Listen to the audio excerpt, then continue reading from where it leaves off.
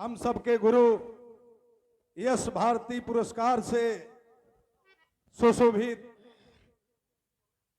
Cabinet मंत्री और 3 बार MLC रहे परम पूज्य काशीनाथ यादव गुरु जी को बहुत बहुत प्रणाम। मंच पे बैठे हमारे पूज्य गुरु सुरेंद्र सिंह यादव जी, आपको बहुत बहुत प्रणाम। सामने बैठे हमारे कविगण, सबको प्रणाम। जितने कलाकार साथी हैं मैं सबको प्रणाम करता हूं। साथ ही साथ हमारे इस गुरु पूजा के अवसर पे आप आए मेहमान स्वरूप आगंतुक गण और खास तौर से बिहार के माटी से आए उत्तर प्रदेश के इस माटी के तरफ से मैं आपका स्वागत करता हूं। मैनेजर साहब का, आदरणीय प्रधान जी का, मंच पे विराजमान परम पूज्य गुरु जी सौरव राजभर मास्टर साहब, आपको प्रणाम। और इस मंच पे एक ही केवल महिला है जो हमारे जनपद से आई है, करिश्मा शास्त्री जी।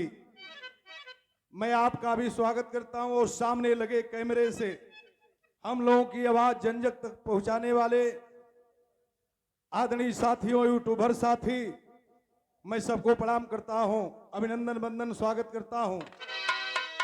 जैसा कि बताए हमारे गुरुजी, 10 मिनट का समय है। मैं आपके आदेश का पालन करूंगा कि कम समय में गीत समाप्त की जाए।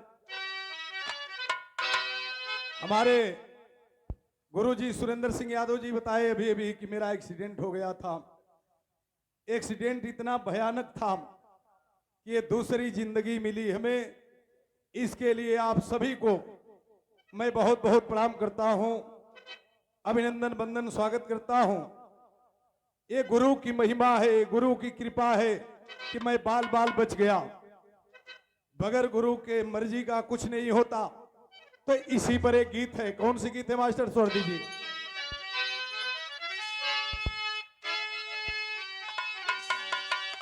अरे भाई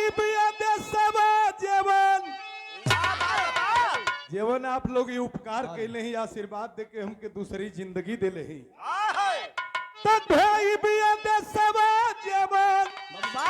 अरे भइल उपकार भैया, अरे ढोई बिया दे सब जीवन भइल उपकार भैया। अरे गुरु के कृपा से बाचल। हमारे विद्वान लोग बैठे हैं, कविगण बैठे हैं। बगैर मर्जी का आपके कुछ नहीं होता है। गुरु के कृपा से बचल, गुरु की कृपा से बचल जिंदगी हमार भैया। गुरु की कृपा से बचल जिंदगी हमार भैया।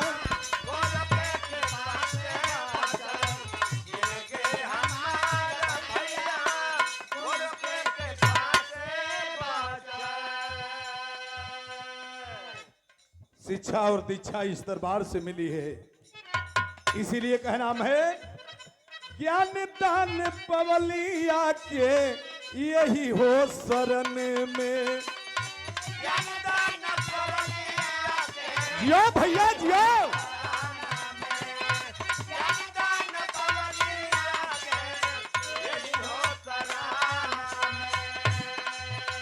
हरदम बसवले रहो अपनी हो मन में।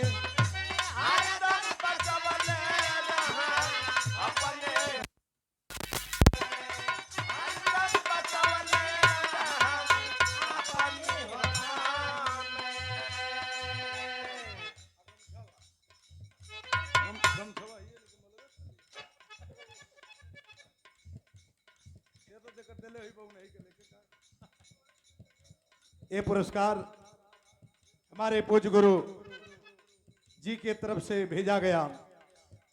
भाई राहुल सिंह यादव जी, आपके तरफ से प्रदान किया गया माला के साथ पुरस्कार। बहुत बहुत चरणों में प्रणाम।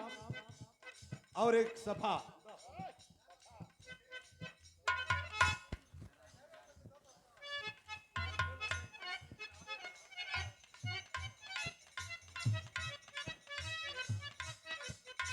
और साथ में सुंदर सफा के साथ सम्मानित किया गया। बहुत बहुत प्रणाम। ज्ञान दान पवलिया के यही हो शरण में,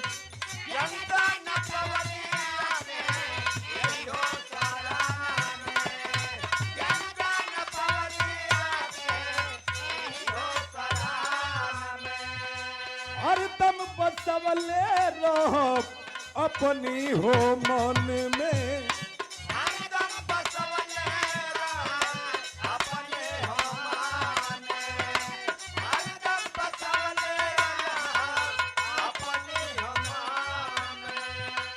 अपने बेटे के तरह हमें पाले और पोसे हैं मिल्सी साहब और सुरेंद्र यादव जी गुरु जी। इसीलिए कहा नाम है नैया का हमारी, नैया का हम।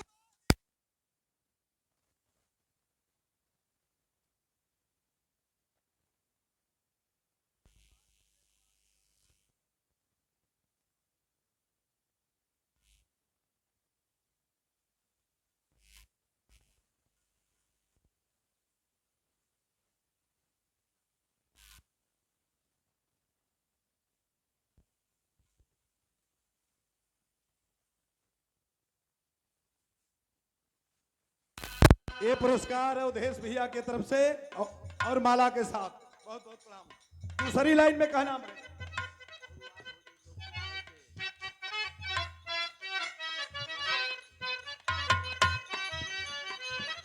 जिंदगी भर रही देखा हमरा के नाज हो।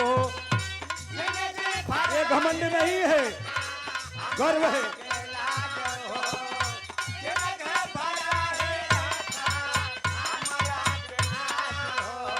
एक घमंड की बात नहीं करता हूं। अगली लाइन सुनेंगे कि अरे आजीवन रही गुरुजी, अरे हमरा के नाज हो। आप सबको देन हमके जनता समाज हो।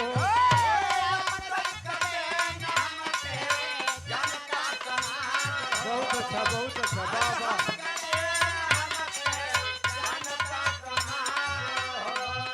वंदन अभिनंदन हम, वंदन अभिनंदन हम कोरी बार बार भैया।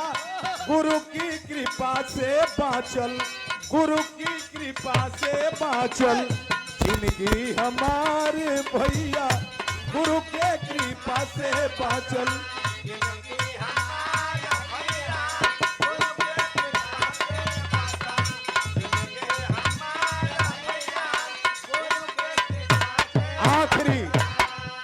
आखिरी लाइन में कहना है कलाकार वही संपूर्ण होता है जो समय का ख्याल करे। आखिरी लाइन है करिला निवेदन हम झुकाई आपन माथ हो।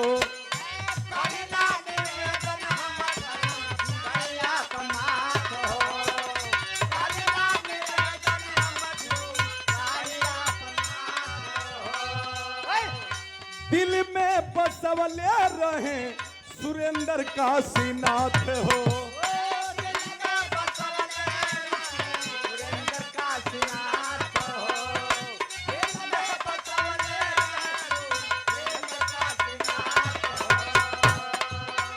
दीनेश धर्मेंद्र सबके करे नमस्कार भैया। गुरु के कृपा से बाँचल, गुरु की कृपा से बाँचल हमारे भैया। गुरु की कृपा से बाँचल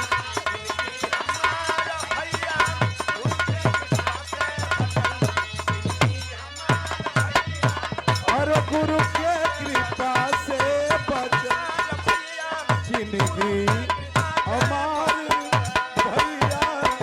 गुरु के कृपा से बाँचल।